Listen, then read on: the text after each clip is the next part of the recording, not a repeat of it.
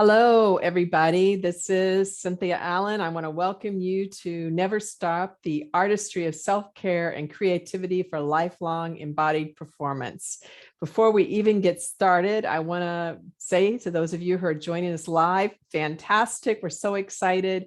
When you go to chat, be sure you click the little drop-down menu that says to share with everybody, because we won't be monitoring the chat. I won't be monitoring the chat. Arlene Klein, our summit coordinator, is over there helping you with technical issues on the chat, maybe popping a link or so in there for you as it's needed. But otherwise, we will take questions towards the end, and that will be done by you dropping questions in the Q&A function, Okay, so listen, I just want to start us with something that never gets old, and that is, please pop in there where you are from. I can't believe it, but I still get excited about this every single time. It's such a pleasure to see people from all over the world, isn't it? In this really interesting way. And as I said, I am Cynthia Allen. This is our 6th Feldenkrais Awareness Summit. I'm the creator of the Feldenkrais Awareness Summits, and normally I'm one of the major hosts.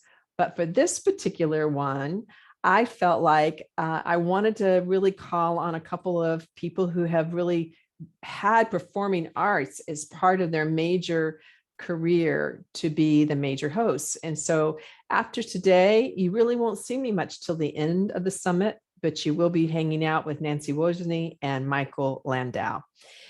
Now, I am super excited about this offering for performing artists because I've personally been so inspired by the many, many artists that have come through my private practice or classes. And they're people that have had their own band or performing at the coffee shop or for their church or choirs. They've been performing in the Cincinnati Symphony Orchestra or international operas, dancers, musicians, actors. It has been a tremendous pleasure. And I know from you all that it's been a good benefit to you to bring the Feldenkrais method to your lives and performances. So I so hope that those of you who this is new, this whole idea of somatic education, and you're wondering what is somatic education, you're going to get a really good insight into that here with this. And I'm going to get ready now to introduce Martha. I'll just remind you again to do the Q&A function for questions and answers to Martha, which we will take towards the end, and to chat with each other. To be sure you click the drop-down menu for chat with everybody. And Martha, if you could go ahead and undo your video, start your video and your audio. And I'll go ahead and get us going here. Okay, Dr. Martha Eddy is a passionate advocate for health and creative expression through somatic awareness and active embodiment with a lifelong commitment to the art of dance. Her somatic dance system, mind, body, mind dancing, is 40 years old. And she has been cited in Dance Magazine and the New York Times as a way to work through all these pandemic stresses and been featured in almost all major news sources over the years. She studied deeply with Irmgard, Bartenieff, and Bonnie Bainbridge Cohen, and she visited Moshe Feldenkrais' classes and has a deep appreciation for his approach. She taught certification programs in the Laban Bartenieff Institute of Movement Studies and the School for Body-Mind Centering before creating her own alchemized kind of certification program that focused more on movement. Well, not more, but she focused on movement education, but one-to-one therapy, coaching, and using creative process and a social justice lens. She served for 15 years with Ismeta, and she has also been the president for Ismeta. She's applied her knowledge as an exercise physiologist and doctor of movement science, registered somatic movement therapist and dance educator to her program, Moving for Life, Moving for Life Dance and Exercise for Health, with a big focus on cancer recovery. I'm sure she'll tell us a little bit about that. In 2017, she was named Outstanding Dance Educator by the National Dance Organization.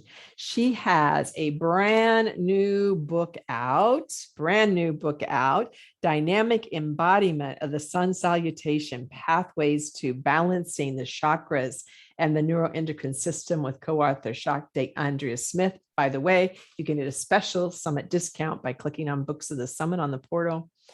Martha has been a who's who of dance and movement education, and I'm so pleased to be back with you again, Martha.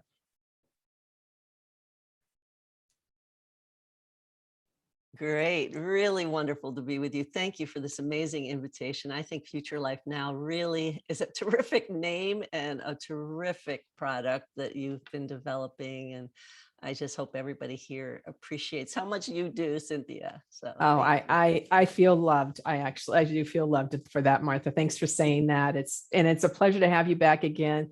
I get to now work with lots of people, and you're somebody that every contact with is just a joy. So I appreciate that so much. So I know you're going to start diving in pretty quickly because you have a lot of material here to help us with. And also want to let people know she's going to lead a couple of movement experiences for you. So there's going to be some chatting and some lecture, and then also a couple of movement experience. And let's see, Sarah's saying your volume might be able to be a little bit louder. Do you know how to set that up, Martha? does that make a difference? If not, I will go into volume settings. Sure. There we go. How is that? Okay, go ahead and speak up just a little bit and we'll be okay. Yeah, and I don't think I've been projecting as much as I can, so I can do that. I think you normally talk a little louder, and we got that nice little soft moment together. Yeah. Okay, Martha, so I'm just going to let you take it away. Does that sound good? That sounds great. Okay. Hi, everyone. So I'm going to be talking to Cynthia because she's who I can see, but I'm really thinking of all of you, and I'm so happy you're here today. I am going to do a little bit of reading, just like introductory paragraphs to set the stage. Then we're going to do a tiny bit of movement. Then we're going to also see a PowerPoint where I will talk more extemporaneously and share some of my writing throughout. Some of you may know I've also written Mindful Movement, and that's where I tell a little bit about Feldenkrais's history within the context of really the evolution of the entire field of somatics. So again, just such a pleasure to be here as part of that, the Feldenkrais community. But I'm also aware that many people are here today that maybe don't even know what the word somatic means. So I'm going to start from simple, and excuse me for those of you that go, oh my gosh, really? But we want to be as inclusive as possible. And that's part of this whole theme of today, of this talk, which is how can somatic performance, and we'll even talk about what is somatic performance, be a force for social change. And one of the first things I think of is inclusion. So how do we make sure everybody feels like they're part of this community? And so again, thank you for bringing us all together. So I'll start with a little reading, and as I said, we'll dot the reading and PowerPoint with some movement activities. So here we go. During this time together, we're going to take a moment to engage in what the soma, which means the living body, brings to our creative process. Whether involved with artistic creation for personal pleasure and expression, or for performance per se on a stage, or for extending our life force through the years. Because sometimes we say, what's the performance measure of just about anything? It could be a business term. So performance is also just the quality of doing, of being in action. So somatic awareness builds our capacity to attune more with what is potent within our bodies, often revealing untapped resources along the way if you get involved with somatic education. So again, soma means the living body. Somatic means I'm paying attention to what I'm experiencing from within my body. So sensorially, and we're going to review this as I go through the PowerPoint. So if a word doesn't connect here, it may come again later, or a new facet of it will emerge. So often revealing untapped resources along the way. When we're not taught to use our kinesthetic, proprioceptive, somatic awareness as children, Then when we finally discover the Feldenkrais method, or maybe Alexander technique, or body mind centering, or dynamic embodiment, in that moment, we are often learning something new. We are opening up neuroplasticity. We are opening up pathways in our brain. So that's part of this untapped resource idea. Now, we may already know that somatic education, in most cases, specifically somatic movement, has a healing capacity. Awareness seems to increase that capacity. So our bodies will simply heal if we allow them to. Bringing awareness seems to speed that process up. And I'm going to talk some today about early brushes with aging, and then also just the natural shifts in our body as we get older.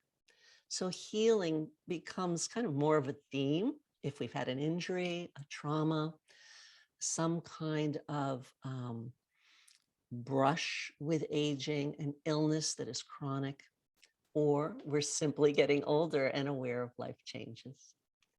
So with this attunement, we can also, it seems, grow our capacity to perform, to grow our communication with our audiences, whether they're gathered in a classroom or in really performative spaces. So we'll talk more about that. One of the main things I want to point out today is this idea of self and other. So again, inclusivity fits within that. So whether you create or teach art for yourself or for another person, there's an internal and external aspect of developing even the most ephemeral of products. For those of us in dance or perhaps live stage theater, really prior to video, but certainly even now, there are those moments that do not get recorded, or we know that the moment that we were with people, and of course, that's another really tested experience now with COVID, is a time to be remembered in a way. And our body remembers this. Our body has cellular responsivity. So our cells and our self, those words are kind of close. I think that's interesting in the English language. Cells and self are retaining information. However, a lot of it had to do with being together with other people. Life is about being together with other people. We are relational, we are interconnected. So this continuum of self to other is one representation of a principle that exists in many somatic movement systems. So in pausing and thinking about somatic performance as a healing force for change, what terms are there out there about internal and external experience? For instance, in the papers, which, by the way, I do include writing as one of the art forms as well. It's not a performing art, but it may be underneath the performing arts, whether it's lyrics or scripts of any sort. So in the papers, we find this word othering showing up. Are we othering people? Are they outside of our world? And this could be for ageism, for getting older and feeling like, oh, the commercials don't include me anymore. Or it can be around any kind of disability. And certainly it can be around race, and it can be around gender, and many others. But those are the biggies right now. So we've got this tension going on in our world today of othering that can even become something like a cancel culture. So that what comes to mind for me with that is even bullying, and the way even people in power can bully people. You don't have to just, it's often people that don't feel empowered that choose to claim power through bullying. And what I'm getting at is that bullying gets particularly difficult when it is one's boss or one's leader of any type. So whether bullying is happening by bullying the earth, which I think humans are doing quite a bit to our environment through misuse, or bullying a child, an older child and a younger child, a bigger child and a smaller child. Those are some of the dynamics, or with someone on a work team. These are all dynamics we want to look at. And theater, for instance, is really working with these. Dance environments are beginning to talk about it more, and some dance content, performative content, does include these themes more and more.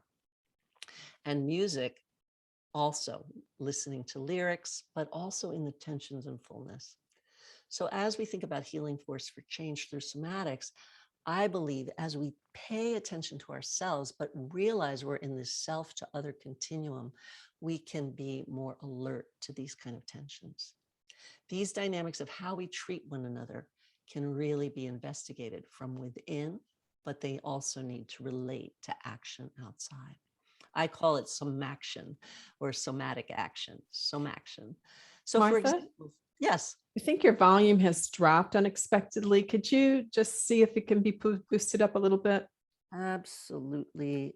Gonna try a couple things. Just tell me if anything makes a difference. Otherwise, I will switch to a headset because I have that as well. So I didn't do anything, but tell me if anything made a difference. I apologize, everyone. I don't think that's appreciably better. Okay. Audio settings. I'm gonna just not use the automatic and use this. Yeah, that would probably do it. Mhm. And then But it's not. pull it a little bit to the right and but not all the way up. It's not letting me. Test mic.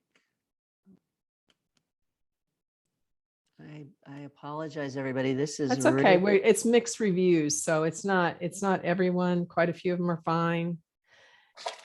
you know, I have a whole other system. That's great right there. Okay. That's perfect. And all right, I'll just talk louder. Okay, no whispering. Thank you, everybody.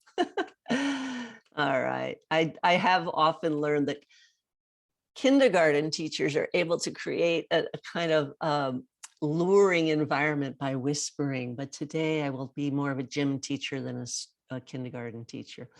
So in body mind centering, we speak of the balance of inner and outer focus as part of the somatic work. In a social somatic setting, which is this idea of taking into account social dynamics and what we're doing and could relate to oppression, we ask, who do we perceive someone else to be? So that's something for each of us to think about ourselves as we get older, about the content we're delivering. What are we thinking about other? And our potential to be aware of this othering. So in this short time today, we'll also look at how societal forces impact the choices we make and how we behave. I really like to think of movement in general as behavior, and then somatic movement as conscious behavior. Valerie Hunt was someone at UCLA who taught movement as behavior, and she influenced Judith Aston, Tom Myers, Sally Fitt, who wrote Dance Kinesiology, and many, many others. So again, somatic movement is aware behavior. So while we're on this journey of how you're choosing to be in the world as an artist, an educator, a somatic practitioner, a thinker, a mover, I will share a little bit more from these books that I've talked about and from my own life stories, because I think that's kind of helpful. For instance, I worked with the art of dance during the pandemic, as Cynthia mentioned, by taking phrases that I've been working with in body mind dancing since the 70s. And I often say I was a hyperactive teenager when I first was exposed to both Irmgard, Bartenieff, and Bonnie Bainbridge Cohen's work. And during that time, I would just kind of take the information that we were exploring with our bodies and codify them into phrases as a way to remember them. And those phrases have built over time.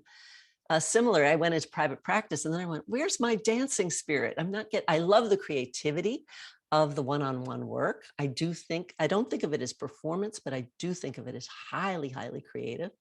And so with that, there was a time where I'm not really moving my body through space enough. I want more. So with that, I started to take some of these phrases and teach dance classes in New York City, and your typical drop in on Monday, Tuesday, Wednesday, Thursday at 1 o'clock was basically the time. So that's the history of body mind dancing. It actually got named by another group. I was in Toronto. I was teaching how to work with the endocrine system, which is the glandular system, part of the BMC, body mind centering work. And they said, how about teaching a dance class in the afternoon? I said, sure. And they called it body mind dancing. So I said, okay, stick in with that. during the pandemic, people were coming to class in such a different way. First of all, on Zoom. Second of all, in large numbers. Third of all, tired, exhausted, fearful, anxious, very different emotions. I mean, end of the day tiredness I was used to, but this was a whole other level of isolation. So during that time, I found that by directing the work in pretty much similar ways, people could move through those in just 45 minutes to an hour by first talking about it in small groups and then using the movement and the music to shift their attitudes, their body history and memory into the present of taking care of self. So here's self with others. The other part, the coming together with each other, is harder on Zoom. I can't wait to do more of it with everybody together again. I'm so happy to have gone to my first 2 performances when I was back in New York this last 2 weeks. And the energy of just being in an audience again was amazing, safely with masks, having looked at vaccination cards and all of that. We were able to see people like Elizabeth Streb doing her slam dancing and other dance forms. Kyle Abrams doing dance to the music of Nina Simone. And here we are, hundreds of people together attuning to that energy. Then the next week, I was able to go to Caroline or Change, which is the follow-up. Well, I'm sure there are others, but many of you know the work of Tony Kushner and just the brilliance of looking at some real horrible dynamics in life. And he wrote this in the 90s. So it was looking at a Jewish family with a Black maid in Louisiana. So again, theater is evocative. Acting, dance, music classes, and the playing of music is very important, the energy behind it, for just kind of facing what we're facing.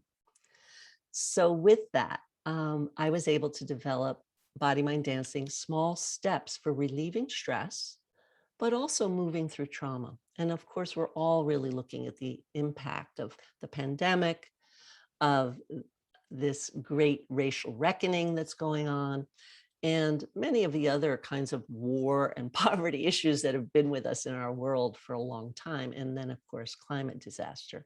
So with that, we just have the need to understand trauma more, but also just know that the movement work we're doing is healing kind of by virtue of shifting energy, shifting attitude, shifting mood. Okay. So, and the other one I did was very much on loss. During the pandemic, we lost a lot. We lost our rituals. We lost our favorite coffee shop for a while. We lost maybe lives, people that we really loved, or we lost jobs.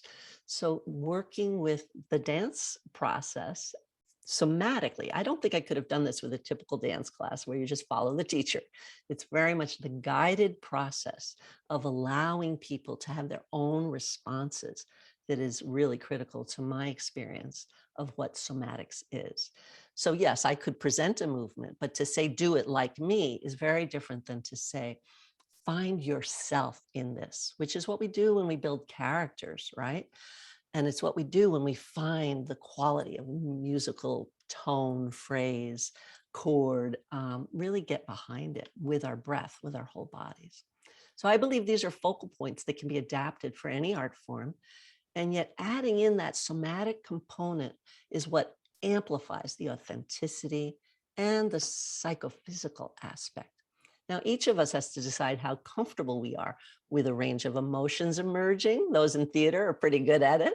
In dance, we're getting there. I don't know what's happening in music, but I hope there's a comfort level for at least being alert to people's grief and possibly their stress. So for the musicians, I want to shout out to Madeline Bruiser, who has for absolutely decades, since before the turn of the century and millennium, wrote a book called The Art of Practicing, which is all about somatic applications to music. And I just loved working with her on a little section of that book. For the writers, I think I'll just hold up right now.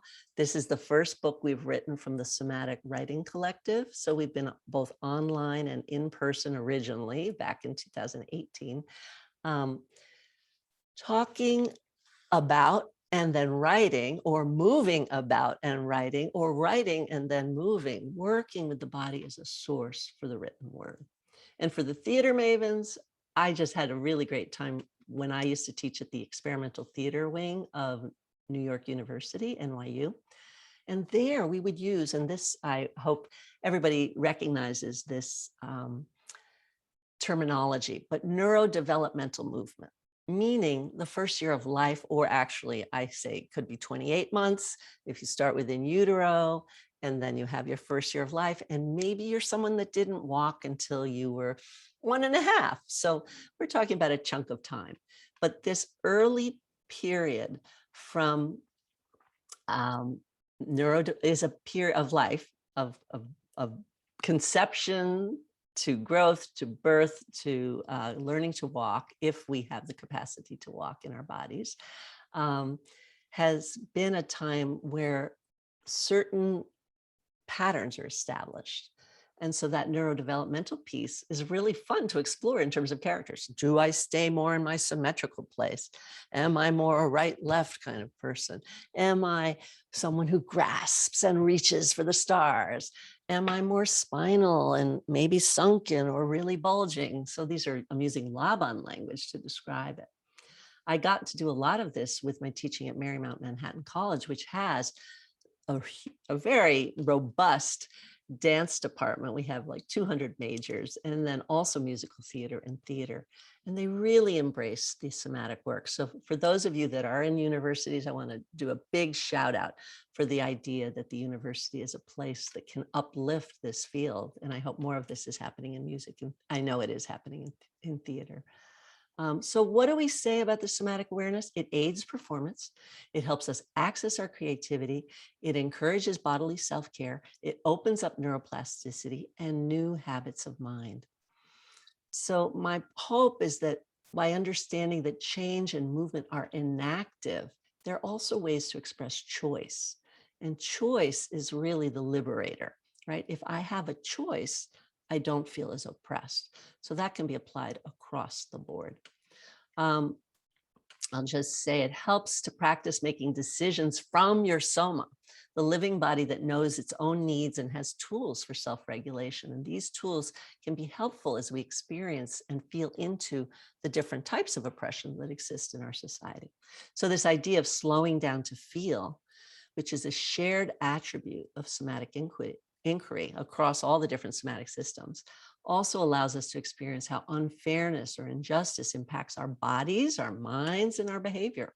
It can also lead to discovery of resiliency factors, breath, or finding that we can feel grounded through our strength by pushing into, yielding into our chairs, for instance. Maybe take this moment right now to take a breath. I will slow down and feel whatever contact you're making with whatever surface. So you might be standing and feeling your feet. You might be sitting and feeling sit bones and thighs, or you might be lying down, and just notice that you are being received, that you are being supported.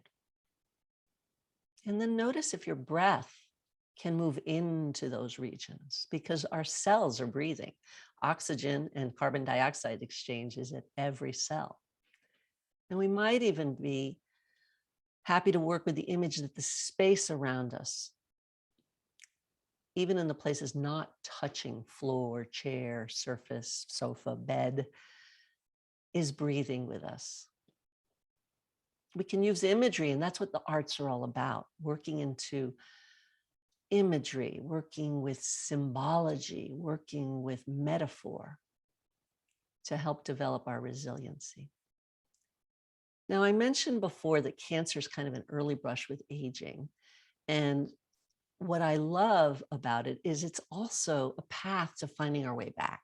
So I've been working with people that have had breast cancer in particular, but all forms of cancer now for the last 22 years.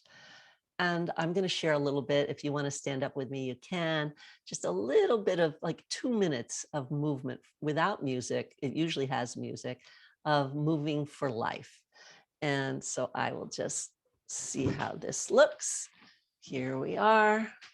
I'll tilt it down a little bit. And we're just going to do some kind of shaking out, which, by the way, the trauma research now, of course, is that animals, when they have an injury or some kind of macro trauma, they vibrate, they shake. So let's just take a moment and do something for Moving for Life where we just start to kind of walk in place. And I'm doing a contralateral walk. So if you want to do that, where opposite arm and leg are coming together, just go for it. But then I'm going to go out to the corner here and just wiggle and wiggle my leg. And if you need to hold on to do it, or if you're sitting in a chair, that's fine. So we're wiggling, and then we're letting that wiggle come up through the pelvis, the chest, the shoulders, and you're going to say hi to me, hello, and then drop, and then on the other side. So just getting this kind of wiggle going is part of our isolations of body parts, but also coordination of connectivity from one part of the body. And we're up in our shoulders now and out through our fingers and hands, and drop. So let's just do that one more time. Just take a little walk and breathe. Notice how just the walking changes your breath. Some of you might want to kick. Some of you might want to shake as you walk. Might want to push with your hands, might want to use a gesture, see just what you're in the mood for. And now we're going to go into the other side, but it doesn't matter which side. First your leg, then your hips, little shimmying out your elbows, fingers, and drop it. Another side. So this is a little more dancey, but if you slowed it down, you could learn even more about your body, where it stops and starts, maybe in your pelvis or your spine. Take a little more time, find the tiniest vibration, and then shake out your shoulders, your elbows, each digit of your finger-hand relationship, and maybe even your head and face, and let it go. So in Moving for Life, we move on from there to do a lot of different aerobic activities, but that involve draining the lymphatic system and other kinds of breath. So I'm going to shift gears right now and go to share screen and just show some photos. You're going to see some other, I thought I could do this without stopping, but we'll just go here and here. Okay. I'm going to skip slides that have words because you've heard a lot of words from me. Reviewing that soma is the living body and somatic education is paying attention. Our tools are breath, movement, touch, sound, and talking, describing our experiences. And then this idea of the neurodevelopmental, based on how babies learn to move. The work we're doing today is mostly around somatic performance, is mostly under the domain of somatic movement, but it could also relate perhaps to a dance therapist doing somatic psychology or other kinds of work with psychology, or somatic body work might help performers. So the body work could be things like table sessions, Heller work, functional integration. I mean, most people don't use the word body work, but it is where there is hands-on touch work going on. Where we want to look at next is that we have titles that you may or may not know. This comes from the possibility of registering as a whole field. Each of us has our training, but you can also become a registered somatic educator or therapist. And each of these can be informed by this social somatics that I talked about, being aware of both inclusivity, potential oppressive dynamics, wanting to care about the culture and society at large. So branches of somatic performance are theater, music, and dance. Dance has really had a lot of conferences that are somatically based. So we have groups that call it somatic dance education or somatic dance movement or movement dance education. And it's META, our International Somatic Movement Education and Therapy Association, also registers somatic dance educators. So why do people get involved with this that are interested in performance? Often it's to improve your movement to match up to a task, a character, a certain note that you have to get. I used to work with the symphonists at New York Symphony, as well as out of Philadelphia Symphonic Hall. And it was really interesting. I certainly learned that my sessions were not really good to do in season because I was breaking habits that were causing pain. Like violinists, before we had the larger apparatus, were using their head and neck and eye relationship in reading music that was causing quite a lot of neck distortion. So what we would do is meet off season so that we could break these habits, change things, learn to breathe differently, find exercises that could be useful for recuperation, and then come back to the task at hand when the and take time to improve in performance, and then go back to being in the orchestra itself. So it enhances coordination. It can be for overcoming pain. It can be used for injury or trauma work if you're trained in trauma-informed methods. Breaking what we might call negative habits. I do believe all habits have a purpose, but they may not be serving that purpose anymore.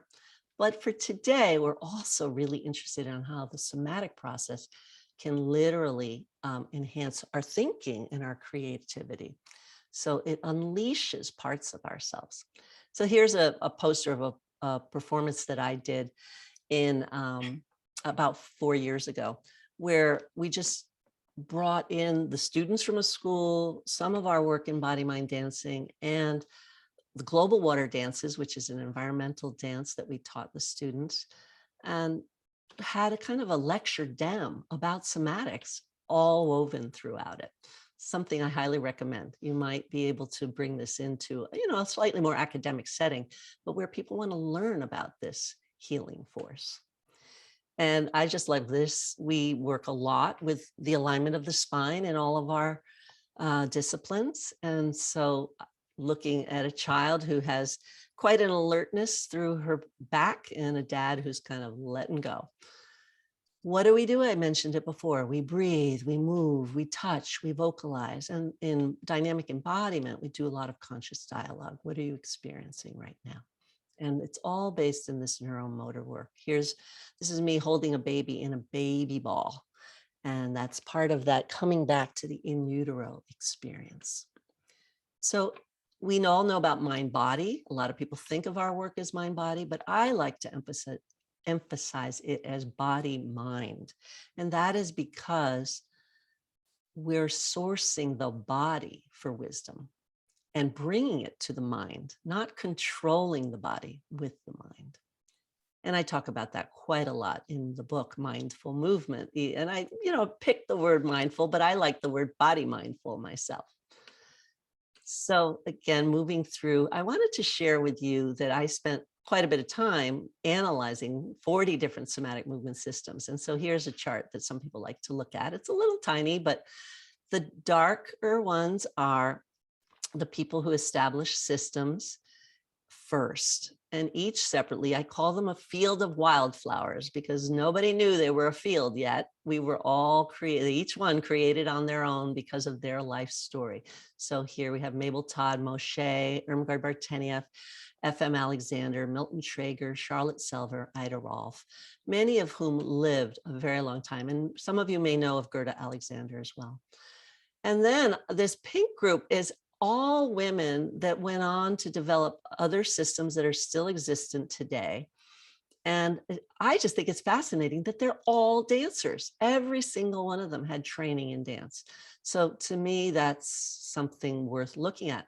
Going back to the first generation, the fact that Moshe played soccer and did judo is interesting to me. The fact that Irmgard did qigong is fascinating. That Alexander was an actor, that Milton Traeger was a boxer. Even if we might not think of sports as an art form, it's certainly an expression of physicality.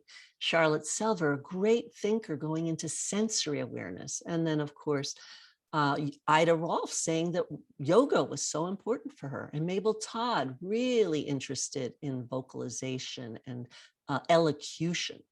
And similarly, Gerda Alexander was involved with the arts.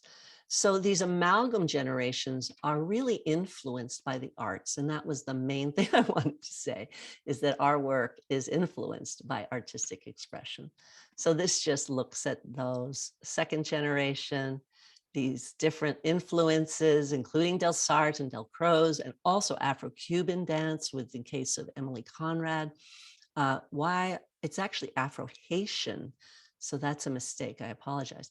And then William Reich also being a huge influence. What do? We slow down to feel, like I had you do with your leg just now. First we wiggled fast, then we felt more. We breathe more deeply. We often invite people to lie down. We don't have to. And we're often interested after the lying down to then applying the work to something very specific, like, oh, it hurts when I wash the dishes. Let's see how we can release that tension, find a new coordination, learn from ourselves through doing the action itself. I was delighted to find that every system cares about the three-dimensionality of the body, and then also about these novel coordination pathways. So these are what I found to be the core of all somatic work. There are a lot of different somatic systems out there. Each of you will have to find and already has found perhaps the system that really resonates for you. And that's great. Here we have me working with children. So a lot of my work has been not so much in dance, but in this idea of self-regulation and coming out of the trauma, you could say, or in some cases, but in most cases, the stress of being a kid with learning disabilities. So when children have learning disabilities, especially when I started 30 years ago, they were stigmatized. They might have been bullied. And so my big interest was to move beyond just having 5 senses taught in schools, but to begin to look at the proprioceptive and kinesthetic senses that are the basis of somatic awareness being taught. So this is called exteroception and interoception. Interoception began as a word about the viscera, but it's being used more broadly to talk about internal sensation. So being able to, kids can perceive if their shoulders are up to their ears, if they're tense or just tense in general, or if their body shape is small or large, or if they can't stop or start. You can teach them a little bit more with kids with ADD and ADHD about stopping and starting. We also work with standing tall, that's that postural piece, but also when am I off vertical? And this relates to the aging piece. Kids naturally like to tilt and fall and spin. That's the vestibular system, the very system that was established, the first nerve to myelinate in utero, establishing our relationship to our mothers. So what are we doing there? We're moving because she's moving. And we're perceiving that we're moving through that vestibular system. So we're bonding to our moms through her movement, her rocking of us. And of course, what it is to be a mom these days has totally changed, whether it's surrogate mom or many babies at once, but nonetheless, we have this inner ear stimuli that is really important for our sense of ourselves and our sense of our relationship with others. So I'm trying to convey this more through using dance and movement, but also making it palpable for your classroom teacher. And so that's the Center for Kinesthetic Education that I started about 20 years ago. So I'm not going to get into this one in much detail, but I do want to say that part of what we're doing in somatics and in somatic performance and in working with aging is noticing how much we perceive. What do we sense? Have we opened up to all 10 senses? Can we balance this internal experience of the soma with the external somatic experience of taking in from the external environment through sound and touch and smell and all the other things? So looking at this inflow and outflow of the sensory motor, I call it motorcycle, is kind of fun and very important for looking at where we get stuck and where we need to make change. I think we go to arts to shake things up a little bit, to get away from our daily norm, to perceive differently, to get new images. And that's a lot of sensory input. And I would like to encourage more theater goers and art performance goers, whether it's music, dance, or theater, to then have a motor expression outward, because that's what's going to shift our culture. to be able to talk about it is good, but how about respond in like form? We used to sing together more in folk dance and folk music.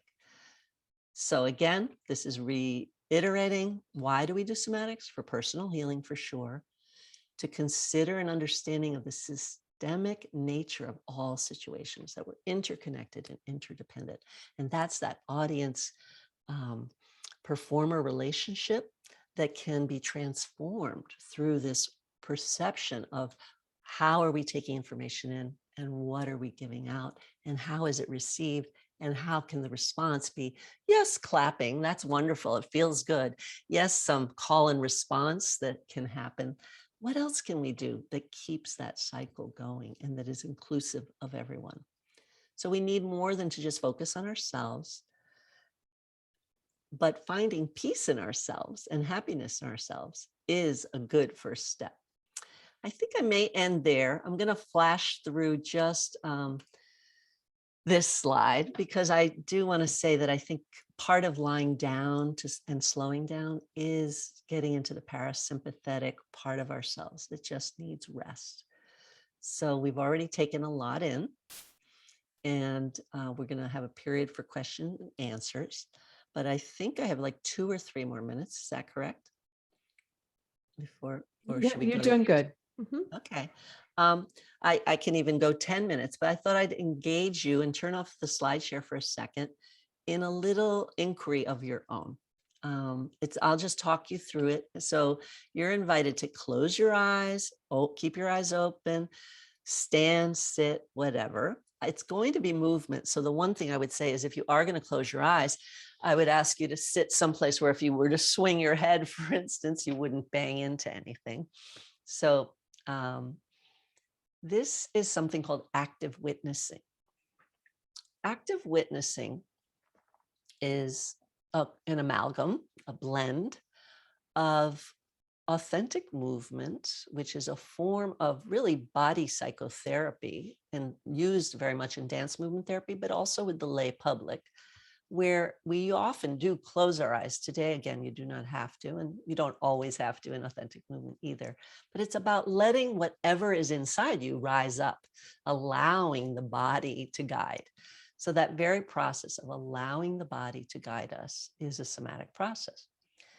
And the blend is with conflict resolution. So my doctoral dissertation was on looking at how we could use more physicality in resolving conflicts and avoiding violence. And I was working with prepubescent kids and teenagers in schools to help dampen down kind of gang warfare, but also work a lot with just everyday conflict. So what did I do? There's something called CAPS, cool down, which is our breathing. That's one way to cool down. Grounding, we all know about this, most of us now. We've just done a little bit of it by dropping your body weight and just meeting the surface that's supporting you. And then P, so C is cool down, and grounding and breathing are 2 forms. The A, excuse me, is to agree to solve the problem. So if you are with people that don't want to agree to solve the problem, then just forget about it. It's just not going to happen. But, and there are other things that need to be done in that case. Social activism would be one of them. But if we agree to solve the problem, we might even bow to each other before we spar, for instance, in judo. We're agreeing that we want to dialogue. And then points of view, getting a point of view, hearing your point of view, listening to each other's points of view. And then from that, which by the way, I think theater and dance and music bring in new points of view. After that, there's also brainstorming, that's solving the problem, finding new solutions. So what I'm going to ask you to do right now, and again, your eyes can be open or closed, is just kind of where are you in your life? I'm going to keep my eyes open just so I see you. Where are you in your life where there might be some kind of internal or external rub, some kind of conflict, some kind of, oh, I don't know which direction to go in. I don't know how to find the work I want, or There's a way I'm communicating with someone in my family that I'd like to shift, or at work. So just see if you can locate something. And I know you're all muted, and hopefully if you're in an environment where you can talk out loud, I would invite you to just talk a little out loud for about 30 seconds, just about what you're going through right now. So I'm going to mouth, but I won't make sound so I don't disturb you, my own. So I'll be with you in this process. So you're picking something, and that could take a little while, and you might shift what it is as you begin talking. So just notice that. It could be something that happened this week. Yeah. So you're locating something. You're beginning to talk about it. And allow your body to move with the talking like we do naturally. Don't inhibit that kind of movement. Just really go for it.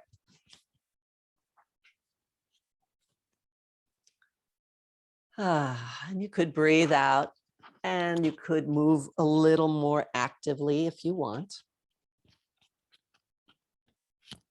And then you've been talking for a bit. I'd like you to drop out the talking, but keep the movement going. And begin to exaggerate. Now, some of you may be standing and stamping or walking or swinging your legs or torso. Others may be more just using your hand, and that's fine too. So just find a way to exaggerate what you're doing at this moment.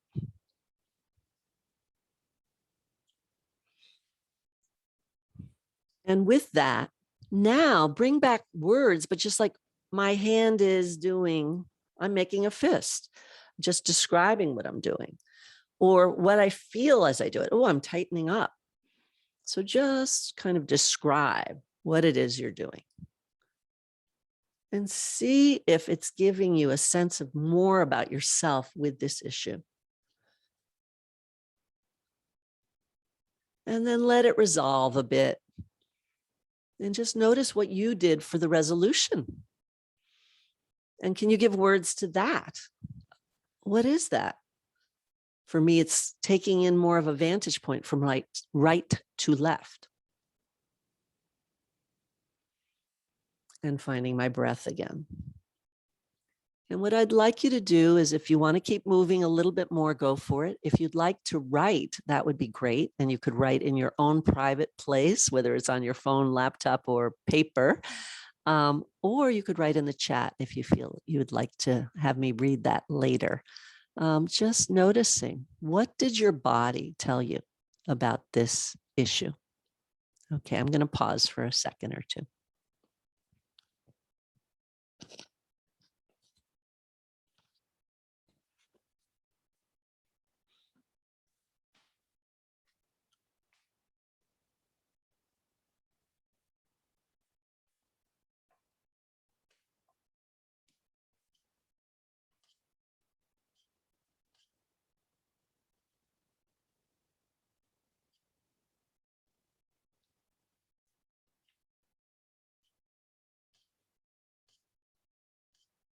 So again, that was an experience from what I created called active listening, a combination of authentic movement, allowing movement to arise from within, and active listening. So if we were with partners, then our partners would reflect back. We might talk first about our experience, and then our partners might reflect back either the movement they saw or words. And I set it up in different ways at different times. I have written about this, so if there's interest, I can share those resources too. I love it. So we have somebody saying, my body told me to stop worrying about money. That makes me happy. All right. Lots of sharing here. Thank you very much. I didn't know that I could share this in such a quick form until just last week. I was with embodiment folks. And I did want to say that there are many of us that are trained in somatics, those systems that I pointed out.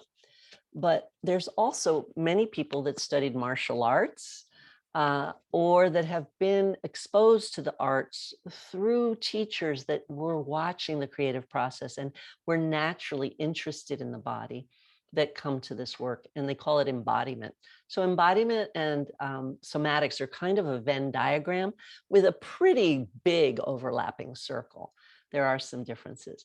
But anyway, I was doing this in just 7 minutes and they said it worked. So I said, okay, I'm going to try it with y'all in just 4 minutes today. So I'm curious to learn how it felt for you. Do you want to share anything about that, Cynthia? Did you get to do it? I don't know if you did. Oh, I was unfortunately not really able to do it, but I just see how many beautiful things are being shared over here. I was cleaning the air with the movements of my hands and arms. My body told me to stand up and move in bigger ways, to take more space. My body tells me I can let go and choose not to be inside the problem anymore. My resolution was dropping out of worry and into the trust of the heart. So, and I found my bird totem. So many beautiful things being shared in that very, very brief time. Oh, wonderful.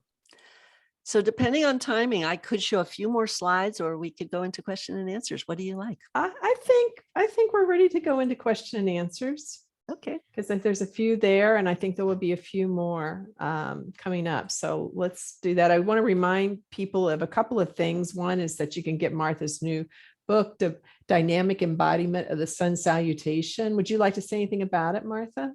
Sure. You know, I don't know how many artists are similar to me. I think maybe it has more to do with astrology than being artists, but I do feel like it might be art related. But I am not someone who has stuck to any one ritual in a very strong way.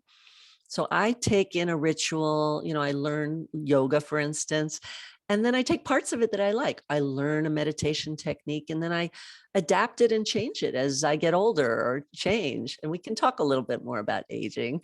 But one thing that I have come back to in the 35 years that I was first introduced to yoga, actually 1975, someone else can figure out the math.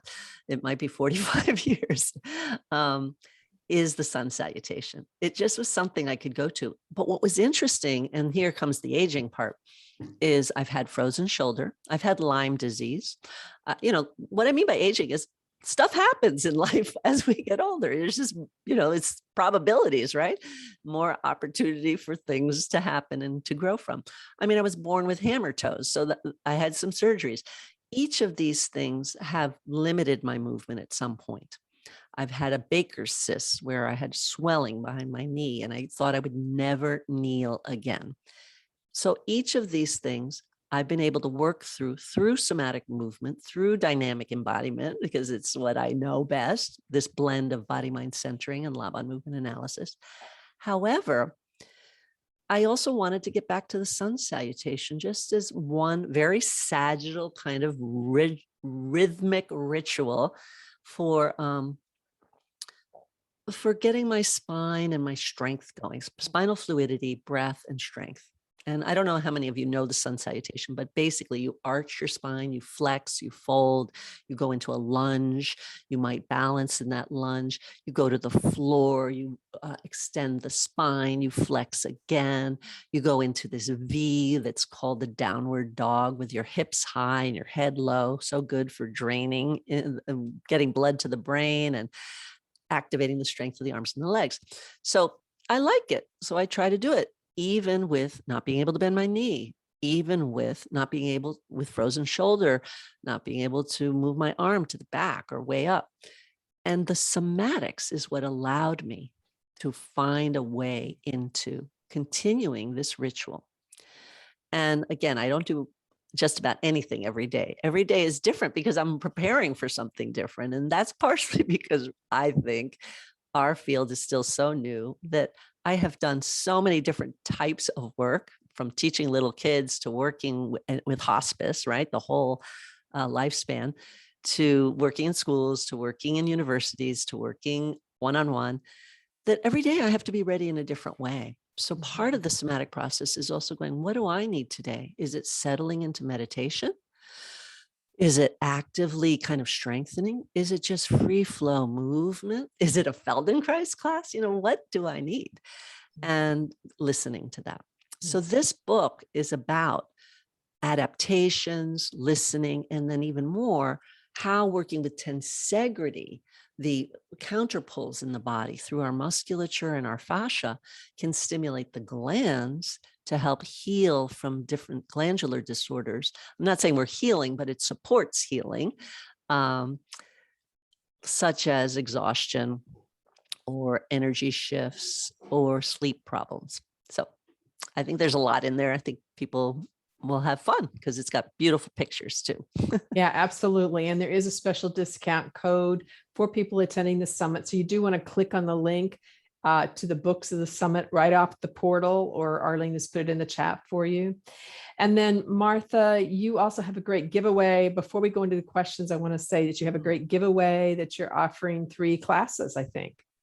Yeah, Body Mind Dancing is a class that I mentioned that I've adapted for kind of stress, but generally it's a follow along dance class where you get to do what your body asks for. And we actually start every class with the group sharing, oh, you know, today my shoulders are really tight. And someone else might say, oh, it's my toes. And I kind of find what the common themes are in the group and pick some of the phrases and improvisations that I've developed over these years, or it might be one of my teachers. We have 35 body mind dancing teachers in the world, certified teachers of body mind dancing. So you're welcome to get this and come to 3 classes for free. And they're offered kind of sporadically throughout the week. They have quite a few on Tuesdays, one on Thursday morning, another on the weekend, you know, that kind of thing. Yes, yes. And also, Martha will be teaching as part of our bonus courses in the upgrade. So those of you who purchase the unlimited digital access, which if you purchase it right now during the summit, you save $160, we'll get 4 classes with Martha as well. So you've got a lot of opportunity here to explore with Martha.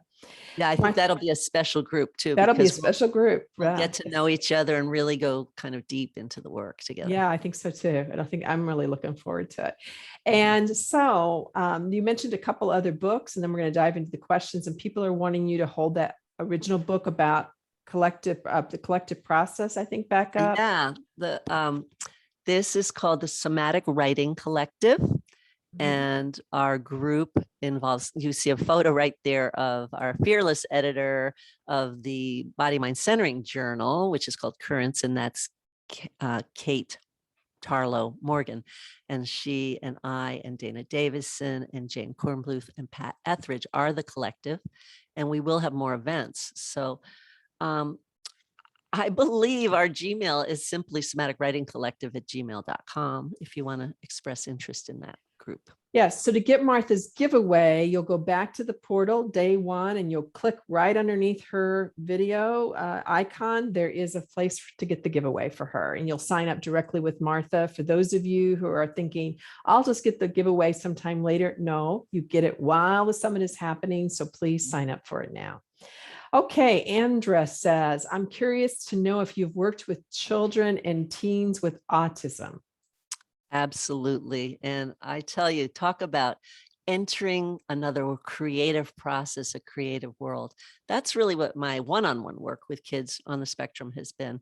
It's basically taking the time to enter their world and go there with them and find out how their thinking, their body, is both working for them and getting them what they want, and also where they get frustrated. I mean, I've worked with kids that were nonverbal, that had really bad digestive pain, that were not doing much with eye contact or touch, even with their parents, and seen big changes where there's hugging and there's a movement out of like echolalic language into more individualized rhythm and tone.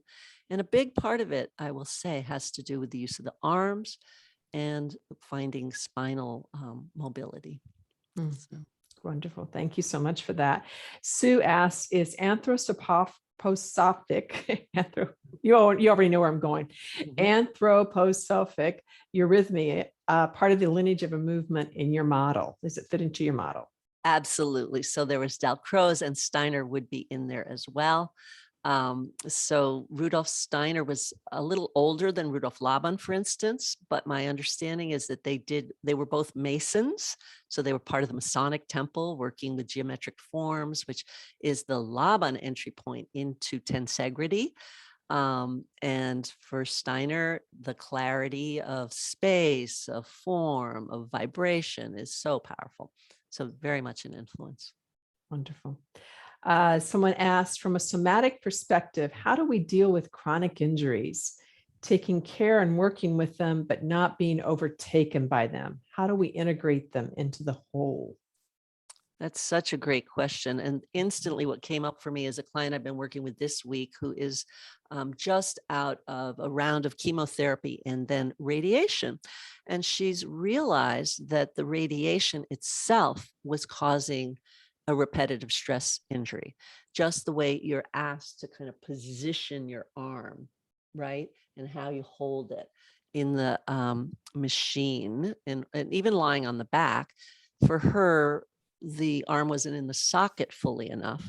And so there was a strong need for constant gentle movement between radiation sessions in order to keep it from becoming a really chronic injury. So my answer to you is that it depends. It depends on whether it's brand new and happening, or like I just described, or if it's so long in place that perhaps there is some arthritis or bursitis that's built up. And so there's a physiological component to work with. But generally, somatic movement, you pick which system you like, will involve some kind of gentle movement that resources the rest of the body. And that's very different than typical physical therapy, for instance. So if you come in with shoulder pain, you may end up doing a lot of work with your pelvis and ribs to realign your body so that your shoulders can rest, and then find breath and fluidity, and then find a shift in that joint. So those are a couple examples. That's nice. That's very nice. I'll also just add that we have been gifted with 4 awareness through movement lessons. So a little different than Martha's work, but very compatible. That'll be happening every day starting tomorrow. So day 2 through day 6, 4 different awareness through movement lessons, 1 from a dancer, 1 from an actor, 1 from a vocalist, 1 from an instrumentalist. But they actually are all, I think, very accessible to a wide range of people, regardless of what you're struggling with. It might give you some cues to self-care as well that way. Let's see. Connie says, will you include the Q&A period in the replay? We will, so you don't have to worry about that, my dear. You will be able to hear the question and answers at the same time. Vanessa, thank you so much. Can you recommend something for moving beyond pain? I'm healing a hip injury without pain meds. Mm-hmm. So I worked a lot. I was the wellness coordinator at Riverside Church, which is a big church in New York City. And there was a mindfulness meditation teacher that really worked with the mind and pain management. So I do want to recommend that if you haven't just worked with meditation, that's a place to possibly go. Then the other is something I created in working with cancer patients. There's something called neuropathy. So this is just an example. It's not necessarily your pain if your pain is joint pain, but neuropathy can cause joint pain. Neuropathy means pathology of the nerves. And so often it can have either tingling, numbing, or kind of just swollen stiffness. And so what I work with is what I call override. So if you remember when we talked about the senses and the 5 senses, when we get to touch, there is pressure. What does touch read? What do the touch sensors read? Pressure, temperature, and texture. So sometimes when there's pain coming in, it's a signal telling us that something's wrong, you can play around with other stimuli to both override the pain and then be able to get some movement in there. So we work with pressure a lot, and that's somewhat what a practitioner might do when they're touching, is give some pressure to the area. Bone pain really responds well to pressure, which is so important in cancer treatment as well. So this kind of bone pressure or relief is possibly like moving through your foot from toe to heel. Depends on the part of the body, how to get the pressure, how to make more contact, how to breathe into it, and then find some movement. Thank you. Roberto says, is it possible to connect somatic experience with cognitive learning? Can you give some practical examples? First of all, I think it's great that you use the word somatic experience. And there is also a capital S, capital E, somatic experiencing. So I wasn't quite sure where you were going with that. So somatic experiencing is specifically around trauma recovery, and it's quite good. I find that it's very similar to what the kind of things I figured out over the years, just by virtue of people coming to me for a session and then discovering that they had had trauma.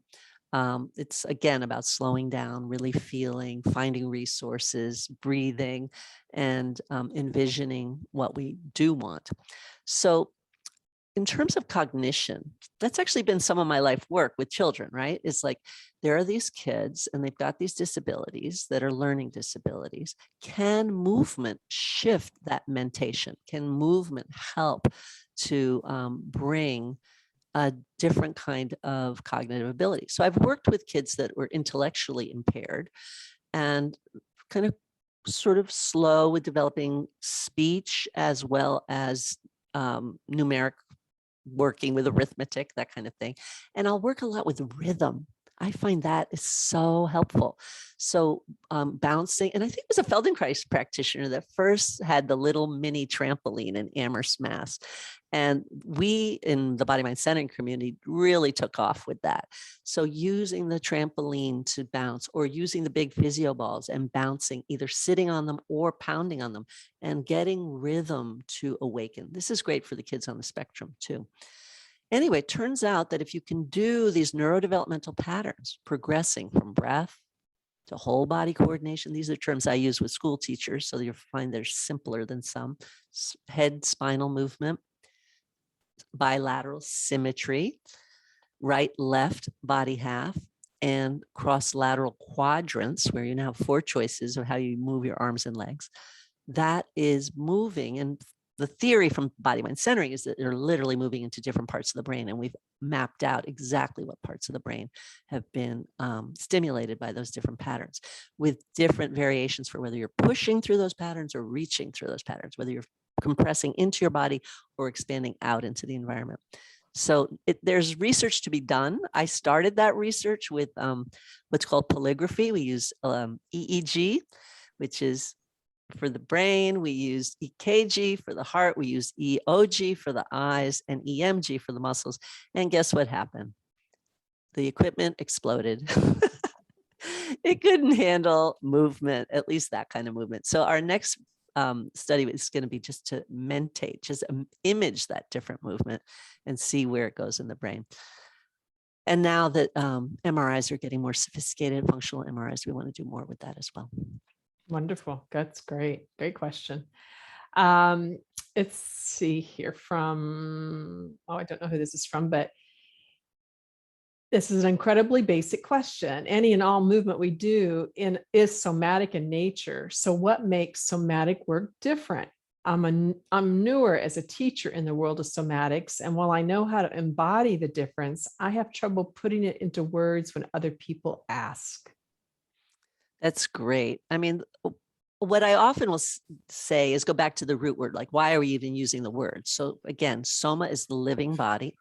The idea that the living body, without needing cortical functioning, high brain, is able to self-heal. Like you get a wound and, you know, it helps to clean it and maybe put some ointment on it, or if you need stitches, get stitches.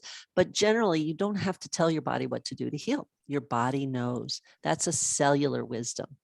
So the somatic work is simply allowing what wants to happen, but we get in our way a lot. So when you're describing things to people, I mostly say, can you be both aware of what your body is saying, like we did in the little exercise, but also honor it and use that information. I think that's the big shift. So yes, as soon as you move, you are, and we are somatic beings. There's no getting away with it. But if you don't pay attention to the cues, you're not really mining it for what the body gives.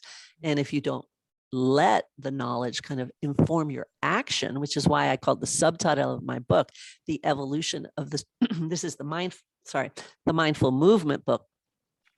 The subtitle is The Evolution of the Somatic Arts and Conscious Action. It's really about that behavior change. So that was a very long answer. The main thing I would say is it's becoming aware and using the awareness. So I love that Feldenkrais called it awareness through movement. That was just brilliant. Yeah. Well, it wasn't his first choice, apparently, but it's what happened when the editor got a hold of the book. I'm not sure what happened with it. But Jennifer asks, I'm very interested in the topic of aging. Where will you be teaching this? Or are there other resources, books of yours that you would recommend? Well, thank you for that question, because Moving for Life is a nonprofit organization that I basically was an idea from 3 people, but I made it birth and grow. So for 22 years, we've been offering free classes. And now, of course, with COVID, they're online.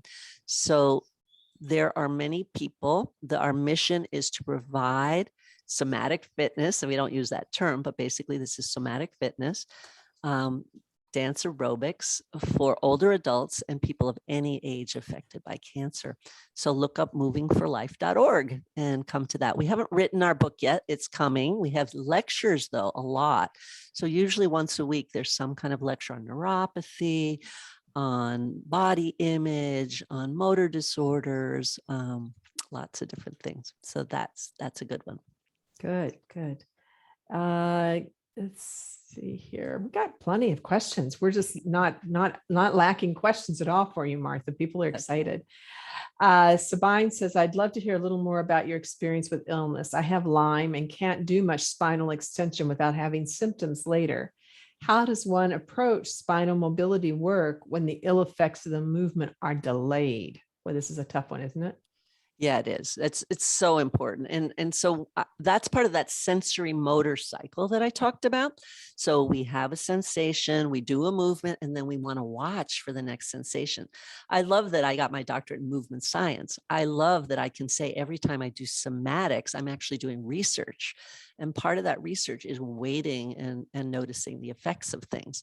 And that delay is not that different than me sort of having an argument with my husband and then going, wait, what was going on? What was my emotion there? I totally lost it. I need to know what I was feeling and what I'm feeling now. So that is a time process. And I would say go lighter. You learned from what you did. So now you're going to do gentler and smaller. You're going to bring in another image. Someone asked in the chat what a mentation is. It's thinking, how you use your mental abilities, which could include imagery. So you might imagine, and I love this about the Feldenkrais work also, if it didn't feel good to do it, how about just imagining it there? And the ideokinesis work of Mabel Todd, I have to say, Amit Abraham has written quite a lot of his research studies up as a physical therapist on how mental imagery impacts performance. So maybe just imagine it, maybe put on music, maybe do a tiny version of it, just not as much. Maybe start just getting into being up and down and tall before going into. I'll add one more thing from body mind centering, which I love, which is something we call sponging.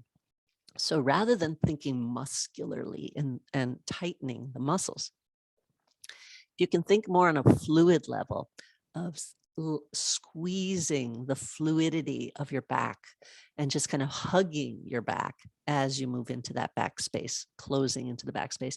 Also thinking of opening the front space, really lengthening at the same time.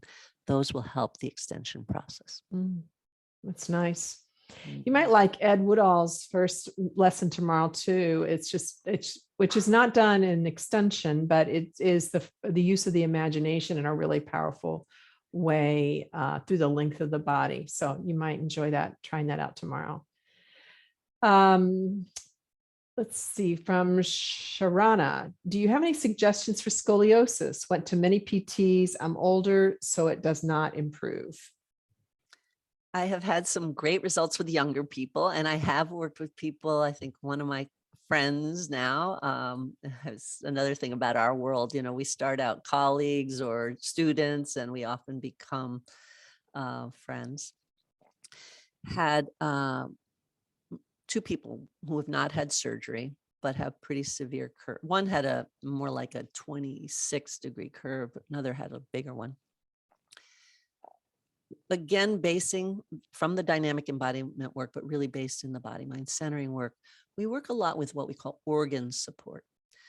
And we also can activate the organs. So by moving more from the organs rather than the muscles or the skeletal system, we can, it's a theory, I call it a principle of body mind dancing, and also a principle in dynamic embodiment.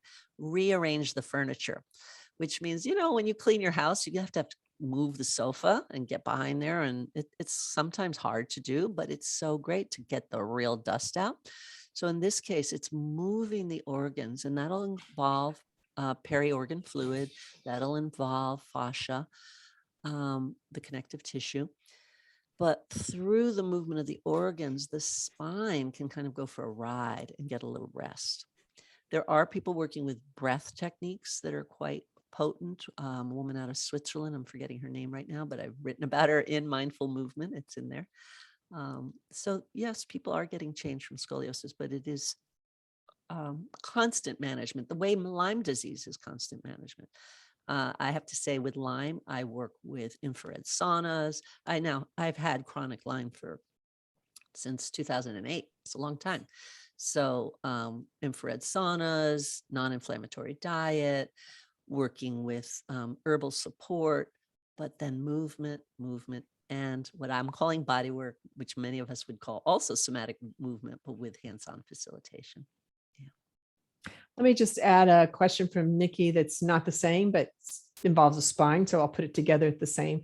So another spinal question at 78 with osteoporosis. I'm recovering from 4 spinal compression fractures with concerns about flexion. Sun salutations would take many modifications. You have any thoughts about where she could orient herself to? Well, actually, the sun salutation is one place where you can just keep the spine in extension when you flex at the hips, and if you don't have loose hamstrings, you bend at the knee and ankle joint too. So hip, ankle, knee. And it's so great that people now know, because we've known it for 40 years, that flexion is really hard on the discs and the front bodies of the vertebra. So great that you know that. Again, imagery is so important. The idea of bringing a kind of spongy, resilient quality to the discs between the vertebra, but then also finding the compressional forces that will rebuild the tissue and the nutrients, whatever substrates of bone that you can access either through food, herbs, or supplementation, are going to be what are going to help strengthen from the inside out. So we need pressure for bone to grow, but we also need not to be too pressurized, because of course that could fracture. It's a very delicate balance. And that's where listening to your body can really help. And as the other person pointed out, listening to your body for the day after. So when you're doing something new, do it, rest, notice the impact, then modify it the next time based on that. Oh, sorry. Thank you. I'm holding the mic closer.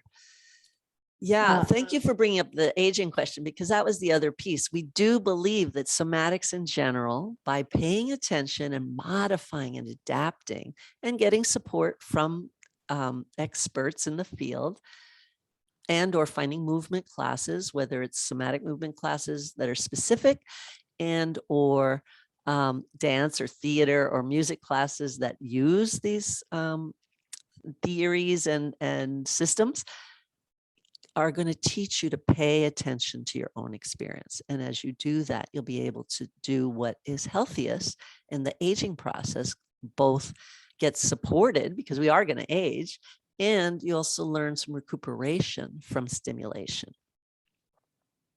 From Corinne, is there one movement you would suggest we begin our day or close our day with?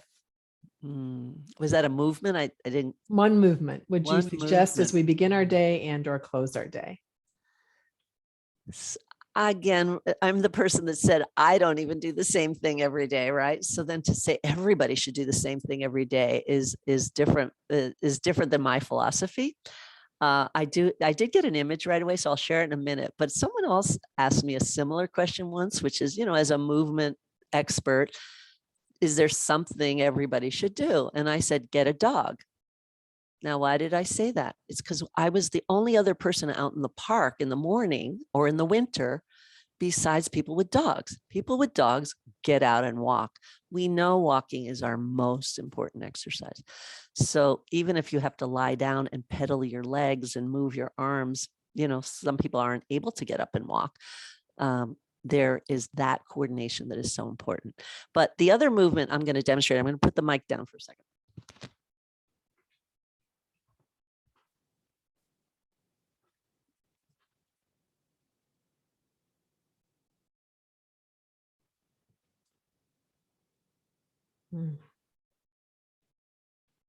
Fabulous for balance too. So what I'm doing is circumduction. Circumduction is a use of the spine that includes a little tiny bit of flexion, a little tiny bit of extension, a little lateral flexion.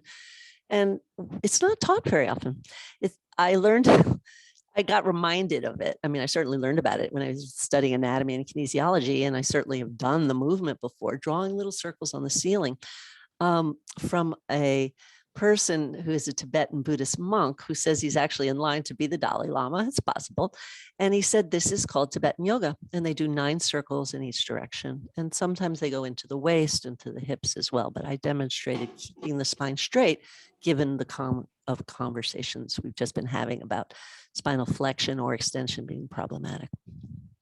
Thank you. Do you have a book that you feel addresses stress in the hands and shoulders? I think of Martha Partridge. She has a book on pain and somatics. There's the whole somatic work of Thomas Hanna, who coined the term for the whole field. And she's a somatics practitioner in his lineage. But I don't know a specific book just on the hands and shoulders, although Madeline Bruiser's book, and someone asked me to state it again, is called The Art of Practicing. And so she is a pianist. And so some of the questions are around shoulder and hand use in playing the piano. So perhaps it can be generalized to other kinds of manipulation of the hands and fingers. Solana says, as a contemporary dancer looking to enter the world of somatics, but not knowing where to begin, are there more resources like the diagram you showed that summarize the influences or pathways in this field? Where would you begin?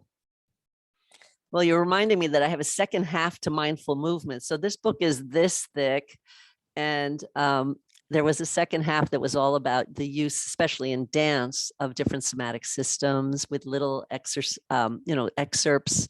of a lesson from each of the different systems, the use of dance, somatics in dance for improvisational processes, for technical prowess, for teaching. And so I'll try to get that out.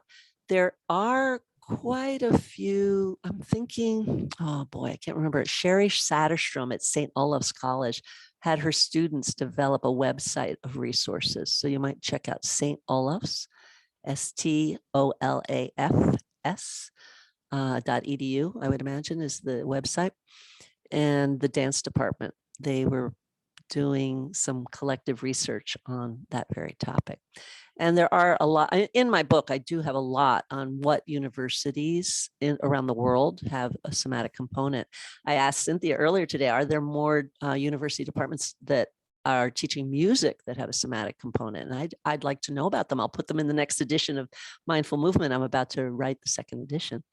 So, and for theater, there's tons. I loved the group. I don't know if it's still going. ATME, I used to present for basically actor, theater, movement educator world. Just a lot of fun to be with the movement educators within theater departments. Yeah, we have a couple of people in the summit that might be able to elucidate what's going on in music and theater and in the academic world. So more coming on that. This is going to be our last question, and then I'm going to ask you for a story about Anna Halprin. So last question is from Rachel. Could you speak more about active witnessing? Thank you for that question. Since I developed it, I did my doctoral research, I think I said, on looking at really great teachers that were able to teach conflict resolution. And I had been doing authentic movement myself for years. You might look into Janet Adler was one of the proteges of that work and has written a book on it. There are journals, it shows up a lot. But to cut to this chase, I developed active witnessing because I knew there needed to be more movement and somatic awareness within the idea of active listening, because that's what they teach in most conflict resolutions, that you don't interrupt, that you listen and watch and then paraphrase. So I took that model and I took it into the nonverbal components. And I have written about it in a book called Attending to Movement. And it's also in an article in the Journal of Dance Education on field testing conflict resolution. I'm trying to find the exact name. If you want to write to me, I can send articles out or just go to my websites, and a lot of these are loaded on there. So I think my website's on the portal. Well, if they sign up for your giveaway, they'll get all kinds of stuff from you. So the big thing is sign up for Martha's giveaway. And Martha, you know we're going to do a little tribute to Anna Halprin and Moshe on the last day of the summit, but I know you, and you're not the one doing the tribute, but I know you knew Anna very well. Yes? Yes, great. Would you like to tell us an Anna Halprin story? How's the sound now? Because I need my hands. It's okay. You can hear me. Okay. So I pulled up out of this book. First of all, Anna graciously was on the advisory council for the school that Carol Swan and I started in the Bay Area called Moving On Center. So that was in 1994. And I'm very proud that our tagline then was Bridging Somatics with Social Change. So that was in 1994. And we're continuing to do something called the Socially Conscious Body Work, which all of you should look out for if you're interested in more social justice related somatics.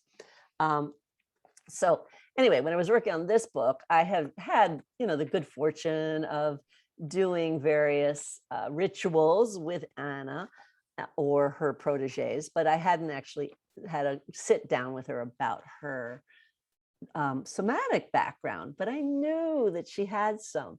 So she talked a lot about her dance educator, her dance teacher, Margaret Dobler. And Dobler is somatic in the sense that she taught anatomy. She was the first, maybe there are others, but the one that codified a dance department where every student had to take anatomy. And then she also played with physics, with momentum. And so in this chapter on Anna Halprin, she talks about that. But I'm now going straight to the Moshe section, okay? But you needed to know who Dobler was. And also Noah Eskel. So Halprin actually went to Israel and met Moshe, whose freeing philosophy and approach to somatic inquiry echoed her style of guiding inductive process rather than being a didactic teacher. In other words, people are exploring versus being told what to do. During that trip, she also met Noah Eskel, who developed a system of notation and used it to notate Feldenkrais' work. She felt that Eskel was, and here I quote Anna, delving into a similar pot, objective, abstract, and a dancer.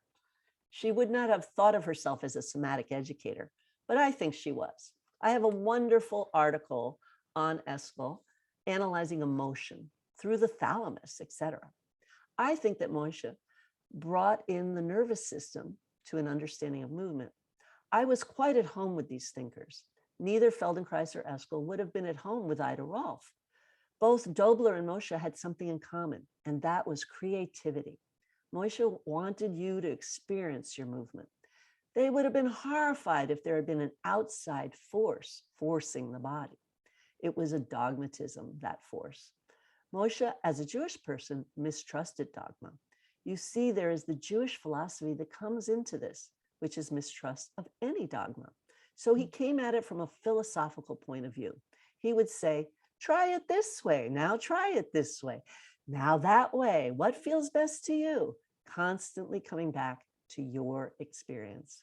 He gave you objective material to explore for your own insightful response. That's lovely. Thank you so much. And you know that we have a second keynote coming up today at 5 p.m. Eastern Daylight Time. Donna Blank. You guys go back a long way. We do. I was looking for someone to intern with when I was a college student that worked with teenagers, right? Because I've been really wanting this work. whether it's dance, whether it's movement, whether it's somatics, to make its way more into schools. And Donna was teaching teens dance in New Haven, Connecticut, in the public school system. So I made my way down there and went to sessions many times, and it was just great. So I hope you all tune back in at 5 p.m. to join Donna Blank and myself. Again, grab Martha's giveaway by going to the Summit portal and clicking on the button right under her picture that says Martha's giveaway. Very creative. And then you can also click on Books of the Summit and grab her most recent book with a discount. And then if you upgrade to the unlimited digital access, you actually will get to even take a class for classes with Martha that'll just be exclusively for people in the summit. It's been wonderful, wonderful talking with you, Martha. And we'll have this replay up hopefully in about, well, maybe just a few hours. We try to get them up as quick as we can. And Martha, it's a delight. Likewise, I think you and I have a long life ahead together. I do too. I do too. I feel good about it. I feel good about it. Yeah. Thank you very much. Bye-bye, everybody. Bye, everyone. Be well. I'm reading some. Let me close it out here. There we go. Bye-bye.